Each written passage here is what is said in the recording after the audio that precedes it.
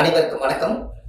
பாரம்பரிய திருவள்ளுவர் குலவம்சம் பிரசன்ன ஜோதிடர் சுபமாரிமுத்து திருப்பூர்லிருந்து இந்த பதிவு உங்களுக்காக 26/7/2024 இன்றைக்கு அற்புதமான வெள்ளிக்கிழமையில் உங்களுக்கு ஒரு அற்புதமான ஒரு பதிவை உங்களுக்கு சமர்ப்பிக்கிறேன். இன்றைக்கு ஒரு முக்கியமான தகவலை இந்த உலகத்துக்கு அரங்கேற்றம் பண்றேன். யாருக்குமே தெரியாத ஒரு பெரிய ஒரு ரகசியம், ஒரு பரம ரகசியம். அந்த ரகசியத்தை நீங்க தெரிஞ்சுக்கிட்டா உங்க கர்ம வினையெல்லாம் குறையும். அதற்காக இன்னைக்கு ஜாதகத்துல முடக்கு தோஷத்துல இருக்கக்கூடிய ரகசியத்தை தான் இன்னைக்கு உங்களுக்கு சொல்ல போறேன்.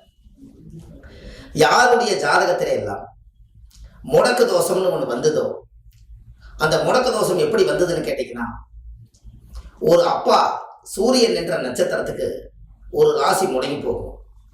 அது ஏன் சூரியன் என்ற நட்சத்திரத்துக்கு ஒரு ராசி முடங்கி போகுதுன்னா, ஒரு தந்தை என்பது ஒரு உயிர் கரு.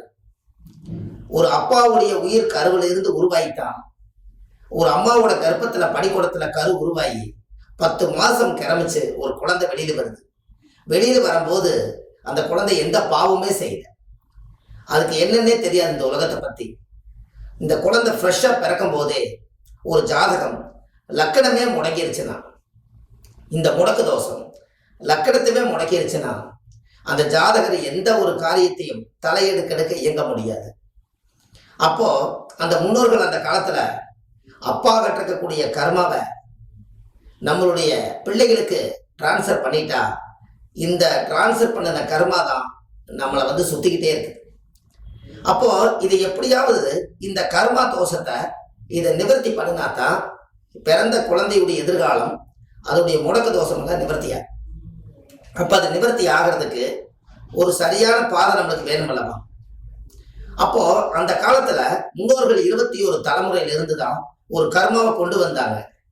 ஏன்னா நம்மளை பெற்றவர் அப்பா, அப்பாவை பெற்றவர் தாத்தா, தாத்தாவுக்கு அவரோட பாட்டன் கொள்ளு பாட்டன், இப்படி 33 கோடி பேர் இருந்திருக்காங்க. அப்ப அந்த வம்சத்துல இருந்து என்னென்ன பாவங்கள், என்னென்ன கர்ம வினைகள், என்னென்ன சாப சத்தியங்கள் இவங்க வாங்கியிருந்தாலும் பிளட் ரிலேட்டிவா தான் ஒரு உயிர் கருவுல போய் ஒரு குழந்தை உருவாகுது. அப்ப கடைசியில எந்த குழந்தை இந்த பூமிக்கு வருதோ அந்த குழந்தையும் அந்த பிளட் ரிலேட்டிவா வரும்போது இந்த கர்மாவையும் சுமந்துதான் இந்த பூமிக்கு வருது. அதுக்கப்புறம் அவர் ஜாதகத்தை பார்த்தா, எனக்கு எல்லா திசையும் நல்லா இருக்குதுங்க, என்னால இயங்க முடியல, தொழில் செஞ்சு பார்த்தேன் எதுவுமே நடக்கல, கல்யாணம் மூச்சு பார்த்தேன் ஒண்ணுமே நடக்கல, மனைவி வந்ததுக்கு அப்புறமாவது மாற்றம் ஏற்படுமான்னு பார்த்தேன் எனக்கு எதுவுமே நடக்கல, குழந்தை பிறந்தும் கூட குழந்தையோட வளர்ச்சி எனக்கு சரியா இல்லை, இருக்கிறதெல்லாம் இழந்து இன்னைக்கு கடனாலேயே உட்கார்ந்து என்ன வழின்னே எனக்கு தெரியாம நான் வாழ்ந்து கொண்டிருக்கேன். இதுக்கு எல்லாத்துக்குமே என்ன காரணம் அப்படின்னு பார்த்தா, லக்கணம் முடங்கிருச்சுன்னா அந்த ஜாதகர் ஒரு சிறை வாழ்க்கை போல. அப்ப அந்த சிறை வாழ்க்கையிலிருந்து அவங்களால வெளியில வர முடியாது.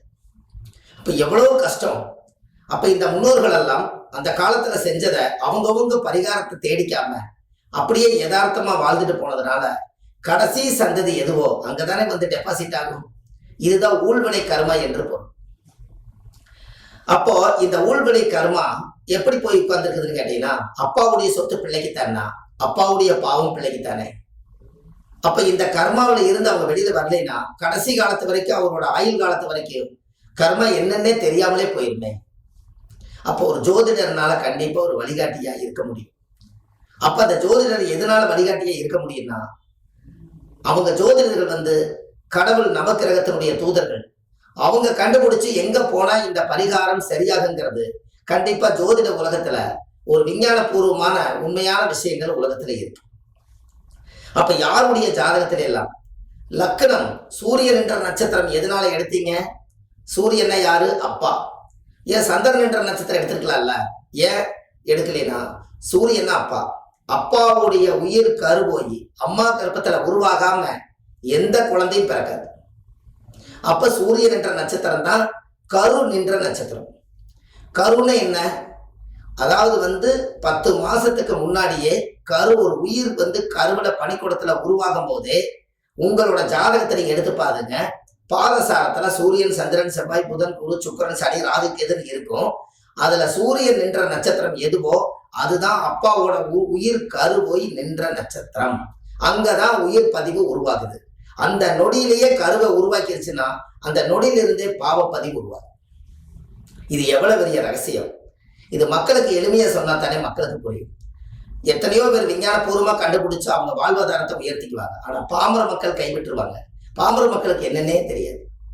அப்ப நம்ம வார்த்தை சொல்லலைன்னா அவங்க வாழ்வாதாரம் என்ன ஆகிறது, அவங்களோட வளர்ச்சி என்ன ஆகிறது, கடைசி காலத்து வரைக்குமே நம்ம நல்லா திருப்தியா வாழாமையே இந்த உலகத்தை விட்டு போகணும்னு ஏதாவது இருக்கா? கிடையவே கிடையாது. எல்லா மக்களும் செல்வம் செழிப்போடு நிம்மதியோடு சந்தோஷத்தோடு புனிதமான ஆத்மாவா வாழ்ந்துட்டு போகணும். அதுக்காக இந்த ஒரு ஆதிகால பரிகாரத்தை வடிகன் சுப மாரிமுத்து உங்களுக்கு சொல்றேன். நீங்க வள்ளுவர் வாக்கு யூடியூப் சேனல்ல போய் பார்த்தீங்கன்னா 1200 பதிவுகள் ஆதிகால பரிகாரம் நிறைய கொடுத்துருக்கேன். அதுல போய் பார்த்தீங்கன்னா அத்தனை பரிகாரம் இருக்குது. இது ஒரு புத்தகமே ஒரு 3, 4, 5 கிலோவில் எழுதியிருக்கேன்.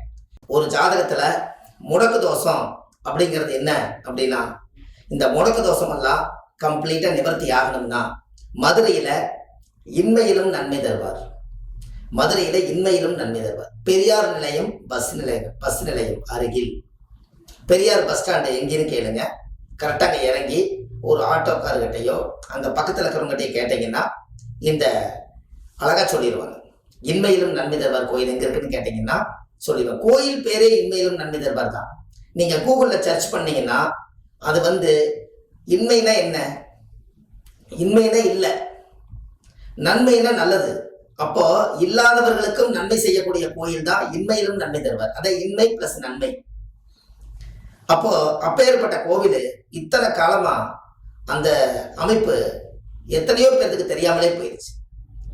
அப்போ அந்த ஜாதகத்துல கரு உருவாகும் போதே முடக்கு தோஷம் இருக்கிறதுனால யார் ஜாதகத்துல எல்லாம் லக்கணம் முடக்கு தோஷம் இருக்குதோ அத்தனை பேரும் அந்த கோயிலுக்கு போயிட்டு வந்தீங்கன்னா அசுர வளர்ச்சிக்கு நீங்க வந்துருவீங்க. அப்பேற்பட்ட யோகம் அது சும்மா சாதாரண யோகம் இல்லை. உலகத்தையே மிகப்பெரிய ஒரு சக்தி வாய்ந்த ஆலயம் அந்த கோயில். மதுரை மீனாட்சி அம்மன் கோயில் 3000 வருஷம்னா இன்மையிலும் நன்மை தருவார் கோயில் 3700 வருஷத்துக்கு மூத்தது. அப்பேற்பட்ட கோவில் அந்த லிங்கத்தை பார்த்தீங்கன்னா இங்கிருந்து போன உடனே இந்த லிங்கத்தை பார்த்தீங்கன்னா தரிசனம் கொடுக்குற மாதிரியே இருக்கும். பட்டையெல்லாம் போட்டு அலங்காரம் எல்லாம் பண்ணி அர்ச்சனை பண்ணுவாங்க. ஆனா அந்த லிங்கத்தினுடைய டைரக்ஷன் அழகா திரும்பி அந்த பக்கம் இருக்குது. பின்னாடி ஏன் நிக்குதுன்னு பார்த்தா சாமி லிங்கத்துக்கு மேல பார்வதியும் சிவனும் லிங்கத்துக்கு காட்சி கொடுக்குறாங்க, லிங்கத்துக்கு பூஜை பண்றாங்க. இந்த உலகத்திலேயே அம்பாள் சன்னதி தனியாகவும் சிவன் சன்னதி தனியாந்தான் இருக்கும்.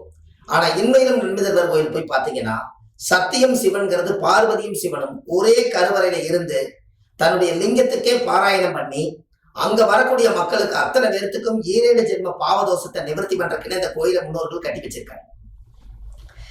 எத்தனை பேர்த்துக்கு இது தெரியும்? ரொம்ப கஷ்டம். இந்த கோயிலை கண்டுபிடிக்கிறது ரொம்ப கஷ்டம். ஆனா மதுரைக்குள்ளேயே இருக்குது. பெரியார் நிலையம் பஸ் பக்கத்திலேயே இருக்கு. சும்மா ஒரு வாக்கிங் போறீங்க இல்லையா, அந்த அவ்வளவுதான். ரொம்ப சுத்தியெல்லாம் வர வேண்டியது. அப்பேற்பட்ட கோயில். அந்த கோயிலுக்கு அடியன் சுப மாரிமுத்து சொல்லி ஒரு 10,000 பேராவது அந்த கோயிலுக்கு போயிருப்பாங்க. அத்தனை பேருக்குமே 100% சக்சஸ். எந்த தோஷம் இருந்தாலும் அந்த கோயிலுக்கு போயிட்டு சரியாய்.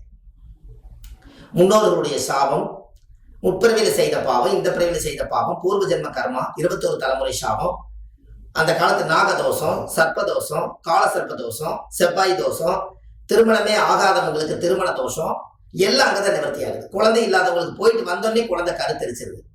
கல்யாணம் ஆகாதவங்களுக்கு நல்ல வாழ்க்கை அமையுது. தொழிலெல்லாம் முடங்கி கிடக்குதுன்னு சொன்னவங்களுக்கு தொழில் அற்புதமா இருக்கு.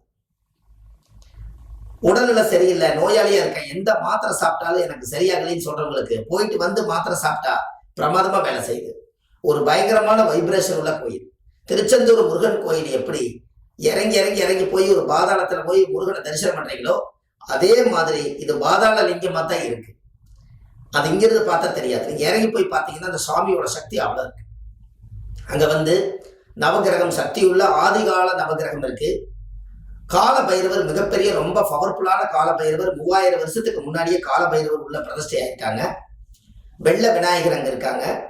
அம்பாள் சன்னதி பார்த்தீங்கன்னா தத்துரூபமா இருக்கும். அந்த கோவிலுடைய அம்சமே பார்த்தீங்கன்னா அந்த காலத்துல முடிசூடுறதுக்காக அந்த கோவில அந்த இன்மையிலும் நன்மை தருவார் கோயில முடிசூடிட்டு போய்தான் அவங்க நிர்வாகம் பார்ப்பாங்களாம். அப்படி முடிசூடலைன்னா அந்த இடத்துல அவங்க இருக்க முடியாதான். அதனால அந்த இடத்துல கோவில் வந்து அதிகாரம் பண்ணக்கூடியவர்கள் ரொம்ப அதிகமா பெரிய இது பண்ணக்கூடியவங்க எல்லாத்தையுமே அந்த சாமி வந்து தண்டிக்குமா. அதனால பணிஞ்சு அமைதியா போய் சாமி கும்பிட்டு வரக்கூடிய கோயில் தான். அப்போ அப்பேற்பட்ட கோவில் உங்களுடைய ஜாதகத்துல லக்கணம் யாருக்கெல்லாம் முடக்க தோஷம் இருக்குதோ, இந்த உலகத்துல யாருக்கெல்லாம் நீங்க பிறக்கும் போது உங்களுடைய கர்மவினை தோஷத்தை பிறக்கும் போது வாங்கி வந்தீங்களோ, வாழ்க்கையில ஒரு முறை அந்த கோயிலுக்கு போயிட்டு வாங்க, உங்க தலைவிதியே மாறும்.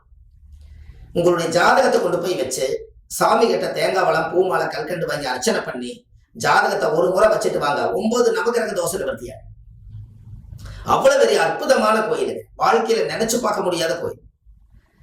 என்னுடைய ஜாதகத்துல என்னுடைய அனுபவம் என்னன்னு கேட்டீங்கன்னா, ஜோதிடத்துல 30 ஆண்டு காலமா நான் அந்த ஜோதிடத்துறையில இருக்கேன். ஒரு பெரிய ஆதிகால பரிகார புத்தகமே எழுதியிருக்கேன். இந்த பாருங்க, ஒரு ஆதிகால பரிகாரம்னு சொல்லி ஒரு புத்தகமே நான் எழுதியிருக்கேன். இந்த புத்தகமே பார்த்தீங்கன்னா பாருங்க, இந்த புத்தகத்திலே 1736 பரிகாரம் எழுதியிருக்கேன். A4 சைஸ் ஒரு 3, 4, 5 கிலோ வரும் இந்த புத்தகம். இந்த புத்தகமே நான் எழுதி இந்த உலகத்துக்கு சமர்ப்பணம் பண்ணியிருக்கேன். இதுல எல்லா ரகசியங்களும் இதுல இருக்கு. எத்தனை பேர் வேணாலும் இதை வாங்கி படிக்கலாம். ஜோதிடத்தை வாங்கி படிக்கிறதுங்கிறது கிடையாது. இதை யார் வேணாலும் ஒரு பகவத்கீதை, ஒரு திருக்குறள், ஒரு கம்பராமாயணம் மாதிரி என்னுடைய அனுபவத்துக்கு இவ்வளவு பெரிய புத்தகத்தை எழுதியிருக்கேன். அப்ப இதெல்லாம் எழுதுறது எதற்காக தெரியுங்களா? இனி வரும் காலகட்டங்களில் யாருக்கும் பலனிலைன்னு போயிடக்கூடாது. அதுக்காக இந்த புத்தகத்தை நான் எழுதியிருக்கேன். இந்த புத்தகம் ஆன்லைன்லயே கிடைக்குது உங்களுக்கு. எப்படி? கொரியர் மூலயமா நீங்க சொன்னீங்கன்னா இந்த புத்தகம் உங்களுக்கு கிடைக்கும். இந்த புத்தகத்தை வச்சும் கூட ஜோதிடம் தெரியாதவர்களுக்கும் கூட இந்த ஒரு புத்தகம் இருந்தா போதும், ஒரு மிகப்பெரிய ஒரு ஜோதிடர் ஆயிடலாம். அவ்வளவு பரிகாரங்களும் அவ்வளவு ஜோதிட வாசகங்களும் எழுதியிருக்கேன். அதுல நம்மளுடைய கோயில்களை பத்தி நிறைய எழுதியிருக்கேன். அதெல்லாம் தான் இதுல இருக்கு. அப்ப கண்டிப்பா உங்க வாழ்க்கையில இந்த புத்தகத்தை நீங்க வாங்கி படிச்சு பாருங்க, எல்லா விஷயம் கிடைக்கும். இதுல வந்து அற்புதமான விஷயங்களும் பெரிய பெரிய பரம ரகசியங்களும் ஆதிகால பரிகாரம் 1736 பரிகாரம் எழுதியிருக்கேன். ஒரு திருவள்ளுவர் குல வம்சத்துல பிறந்து அடியன் சுப மாரிமுத்து எத்தனையோ மக்களுக்காக நிறைய விஷயங்கள் பண்ணிட்டு வரேன். ஆதரவற்ற பிரேதங்கள் எல்லாம் எடுத்து அடக்கம் பண்றேன். ஜோதிட மாநாடு எங்க நடந்தாலும் சாப்பாடு அன்னதானம் கொடுக்குறேன். கண்ணு தெரியாதவங்க, காது கேட்காதவங்க, காடு ஊனப்பட்டவங்களுக்கு எல்லாம் நிறைய சர்வீஸ் பண்ணி உதவி பண்ணியிருக்கேன். ஆதாரபூர்வமா எங்களுடைய சமுதாயத்துல நிறைய உதவிகள் செஞ்சிருக்கேன். அத்தனையும் இந்த ஜோதிடத்துல முடக்கு தோஷ நிவர்த்தி ஆயித்தான் வாழ்வாதாரமே வளர்ந்திருக்கு. அதனால கண்டிப்பா வாழ்வது ஒரு முறை, வாழ்த்தட்டும் தலைமுறை, இதுதான் என்னுடைய டைட்டில். கீழே போயிட்டு இருக்கிற நம்பருக்கு நீங்க ஒரு ஃபோன் பண்ணுங்க. அந்த நம்பர்ல 9361388202 இந்த நம்பருக்கு நீங்க கூப்பிடுங்க. உங்க வாழ்க்கையில அசுர வளர்ச்சிக்கு வருவீங்க. முற்பிறவியில செய்த பாவங்கள் நீங்க விளக்கு போடும் போது முற்பிறவியில செய்த பாவங்கள் எப்பிறவிக்கும் தொடராமல் இருக்க, இப்பிறவியிலேயே என் தந்தை வழியில வந்த கர்மாவினைகளும் தாய் வழியில வந்த கர்மாவினைகளும் நான் இந்த பூமிக்கு கொண்டு வந்த கர்மாவினைகளும் இன்றோடு நிவர்த்தியாகட்டுன்னு சொல்லி ஒரு 5 விளக்கு கோயில தீபம் போட்டு சாமி கும்பிட்டு வாங்க. அசுர வளர்ச்சிக்கு வந்துடுவீங்க. அடியன் சுப மாரிமுத்து அடுத்த பதிவில் உங்களை சந்திக்கிறேன். வாழ்வது ஒரு முறை, வாழ்த்தட்டும் தலைமுறை. நன்றி, வணக்கம்.